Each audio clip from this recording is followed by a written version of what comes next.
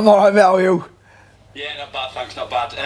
I'll just start by reflecting on the Hull KR game this past weekend first, just briefly. How do you reflect on it a few days on now? I know Watto said at the weekend after it was sort of the slow start that made the difference. Yeah, we didn't put ourselves in a good position early doors, and I think there were a couple of key calls that probably didn't go our way really, but it wasn't just the fact they didn't go our way, the way we reacted to them. You know, it's generally not the calls that go your way, it's how you react to them. I just don't think we reacted very well on the back of that, and there were a little bit of momentum shifters, which I say if we'd have reacted a little bit better, we could have got a bit of a foothold in the game a little bit earlier, but unfortunately, we didn't. On that start, how important is that this coming weekend to be out of the blocks early?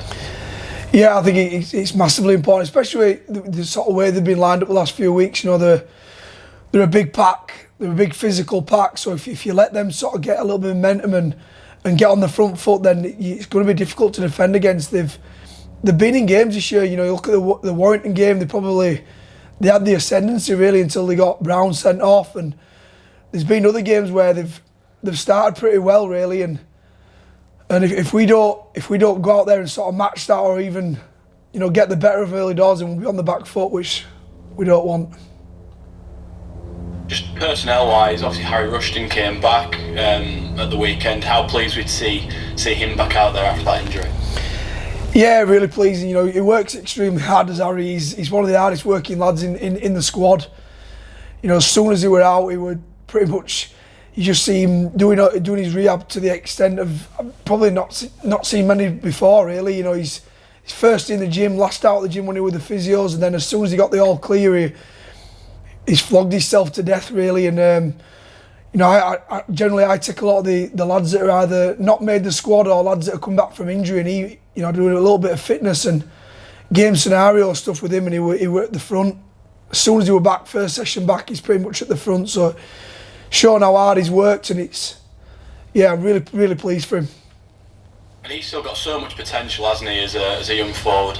Yeah, he has. You know, he showed that. You know, went to the NRL. You know, he made great strides at Wigan. Then when obviously went over to Canberra, he's got different sort of dimensions to his game. I said before about how hard he works. He does work extremely hard. There's a lot of the off the ball stuff that the lads really appreciate. But he's got a little bit of subtlety to his game as well. He's sort of a bit of an old school sort of loose forward. He's got nice hands, really nice touch, and you can kind of link with him really. You use him as an extra pivot, a little bit in the Sean O'Loughlin mould.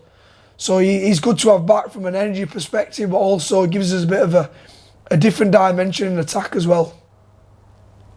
Just looking ahead to this weekend, there's no Chris Hill, Luke Yates or Sam Hewitt in the 21. Are they injuries or are they just rotations? No, they're injuries, unfortunately. Yeah, you know, Yates got a cop to the eye, so he's sort of had blurred vision really. So he needs to get that sorted. It looks like he's on the mend and making good strides forward.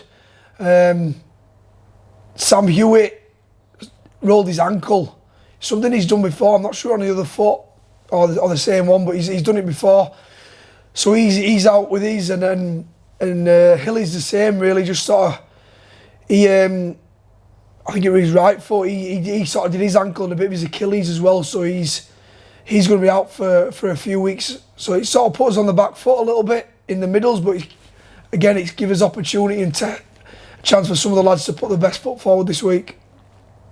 And on that subject, Matty English and Joe Greenwood back. I guess in the way that you've lost, you know, those three forwards, how good is it to have two of the others back? Yeah, really good. You know, Matty brings a lot of sort of a lot of energy to the team. So hopefully he can bring that this week, and hopefully with him having a bit of a rest, hopefully he's energised and ready to do that. And Greeny's a big body. We know we need some big bodies to match the whole forward. So when Greeny's on his game, he can be one of the best forwards in the comp. So we're hopefully he can bring the form that he had before his injury, you know, back this week. On the Challenge Cup itself, Robbo, I won't touch. I know you've had heartbreak at Wembley before. Twice. On the subject of sort of getting there, how much knowledge can you sort of impose on the group as someone who has actually got to London and to Wembley?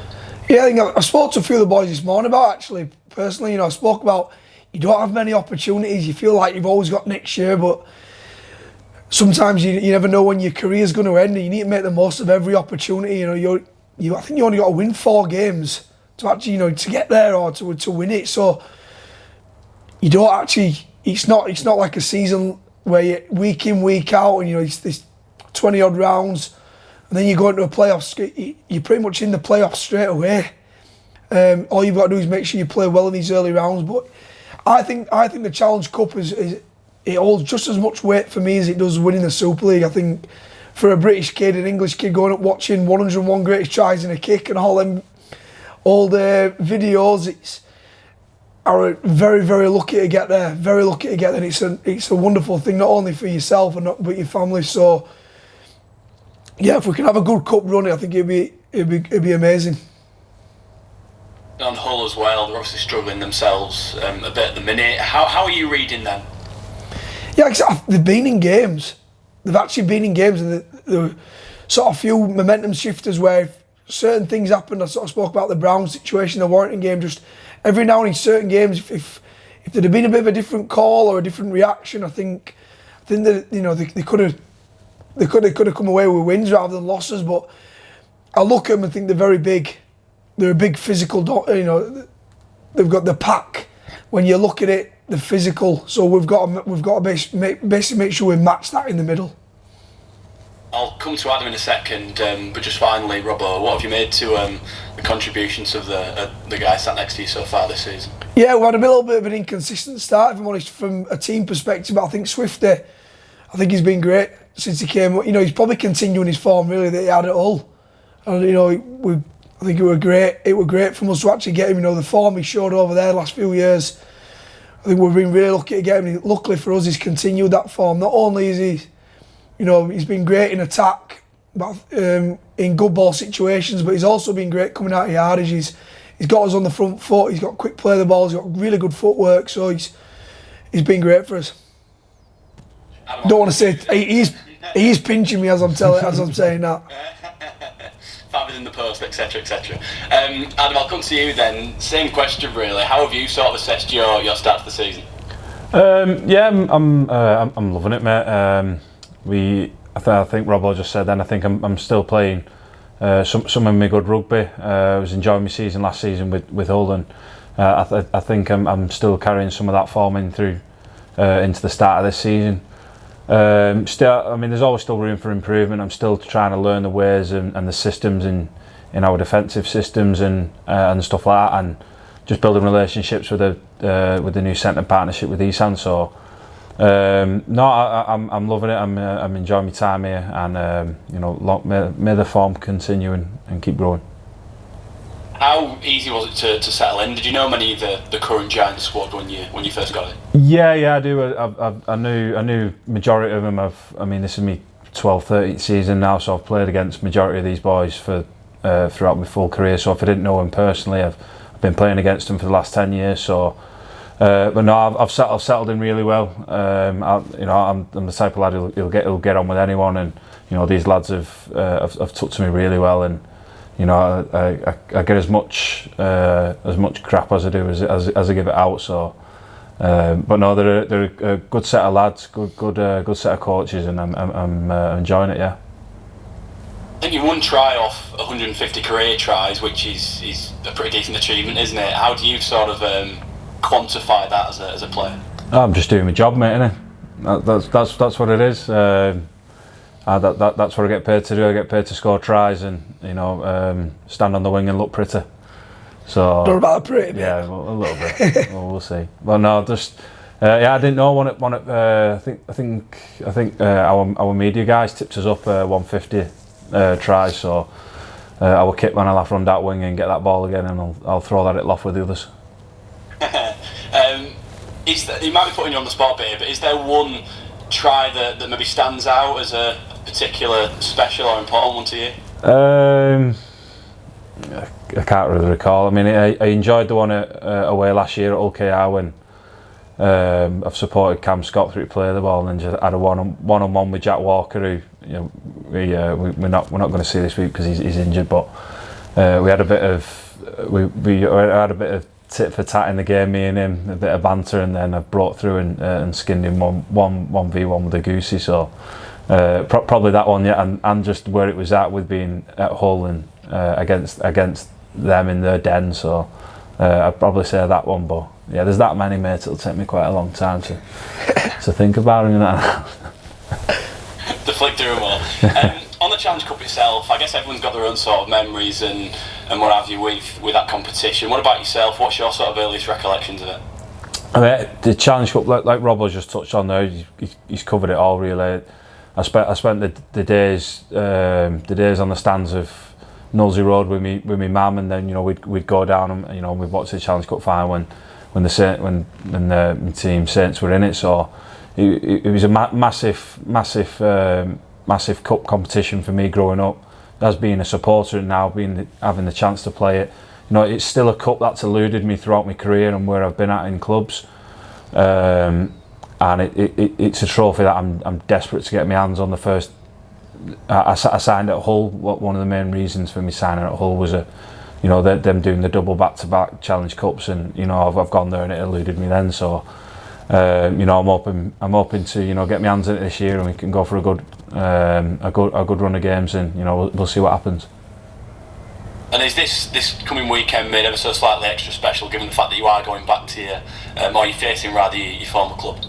Yeah, it's one of them. You can hype it up as much as you want, and you can get lost in the emotion of games and stuff like that. And if it were to be against Leeds or Saints, but fortunately or unfortunately, it's against Hull. It's just another game at the end of the day, and it's nice to be playing them. It'll be nice to see some of the boys and some old friends down there. But it's business at the end of the day. We're going. We're going all guns blazing, and it's time to do a job on them. Cheers, guys. Best of luck. Thank you. Cheers, mate. Hi, Luke. How are you doing? Hi, mate. I'm okay, thank you. How are you?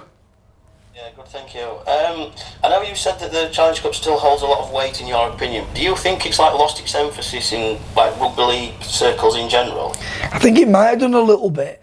For me personally, it hasn't. For me, for me and my family,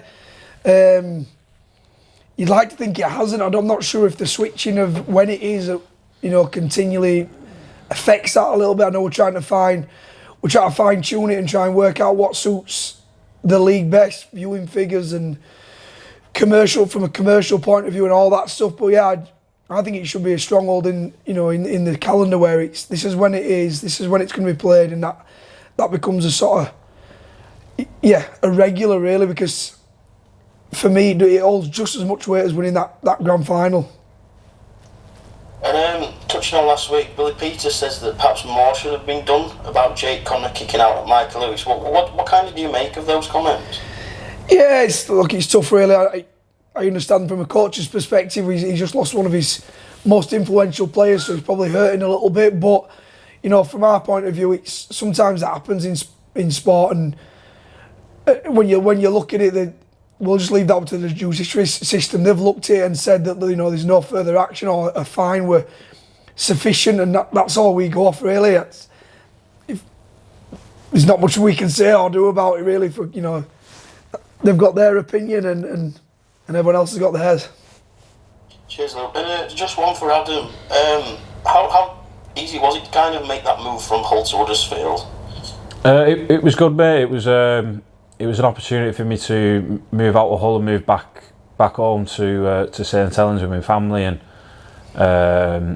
my two young kids. So it was good in a sense to get back home around my parents, around her parents, around my wife restarting her life, so to speak, with her job back up and running, and she's got some stuff that she's doing on the side as well. So. The transition was good. I've enjoyed it every minute, every day. So yeah, the transition's been smooth, mate. Nice one, thank you guys. Good luck. Cheers, mate.